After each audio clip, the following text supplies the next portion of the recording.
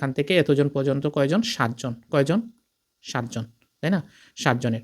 এখন একজন চলে গেছে, উনার হচ্ছে 10 স্টোনের একজন লোকের পরিবর্তে নতুন একজন যোগদান করে। আচ্ছা বলেন তো, যদি কি হইতো যে একজনের পরিবর্তে আরেকজন নতুন না আসতো, তাহলে তো কোনো পরিবর্তন হতো না, হতো? আগের মতো থাকতো না? তার মানে কি একজন আসার কারণে কত কমছে বলেন তো? কত কমছে একজন আসার কারণে? কত কমছে? 7 জন থেকে 3 পাউন্ড করে কমছে, তাই না? 7 জন থেকে ধরেন 3 পাউন্ড এখান থেকে কমছে। তার মানে কমছে কত পাউন্ড বলেন তো? কত পাউন্ড কমছে? 3 ইন্টু 3 ইন্টু কত? 7 ইন্টু 21 পাউন্ড। কত পাউন্ড কমছে বলেন? 21 পাউন্ড। 21 পাউন্ড। এখন আমরা কি করব? 21 পাউন্ডকে আমরা স্টোনে পরিবর্তন করে নিব, ঠিক আছে? তাহলে আমরা লিখবো হচ্ছে যেমন 14 পাউন্ড, 14 পাউন্ড সমান হচ্ছে 1 স্টোন, তাই না? তাহলে 21 পাউন্ড সমান কত হবে? 21 ডিভাইডেড বাই কত? 14 স্টোন।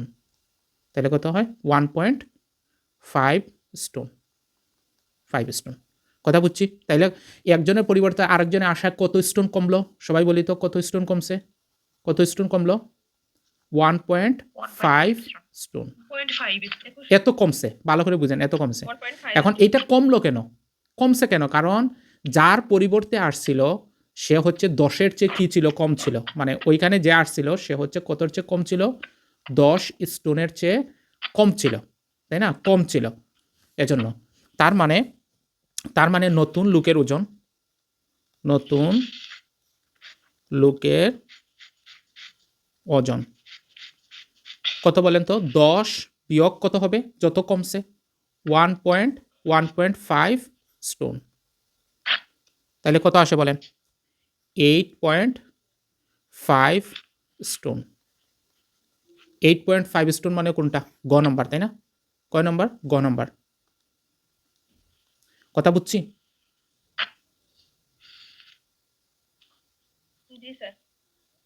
ওকে, তার মানে যে আসছিল তার কত ছিল বলেন তো? 8.5 স্টোন ছিল। আর এইটা ঘাটতি কে মানে পূরণ করলো? ওই যে সবার কাছ থেকে কমে কত হয়েছে? 1.5 স্টোন। এই দুইটা মিলে কত? 10 স্টোন। মানে যে গেছিল সে ছিল 10, তাই না? যে গেছিল সে কি ছিল কত? 10-এ। আর যে আসছিল এটা হচ্ছে 8.5 স্টোন। আর ঘাটতি ছিল কত? 1.5। এই 1.5 হচ্ছে এই 7 জন থেকে নিয়ে আসা হয়েছিল। ক্লিয়ার হয়েছে নি? দেখেন, ক্লিয়ার? ওকে, তাইলে এখানের মধ্যে একটা আপনি সূত্র ব্যবহার করতে পারেন। নতুন যে আসবে, নতুন লোক, এটার কি হতে পারে বলেন? বয়স বা যে কোনো জিনিস, ওজন হতে পারে। এগুলা কিন্তু সূত্র হলো, যদি আপনি দেখেন এখানে বৃদ্ধি পাওয়ার কথা বলে, তাইলে আপনি কি করবেন? প্রদত্ত যে দেওয়া থাকবেন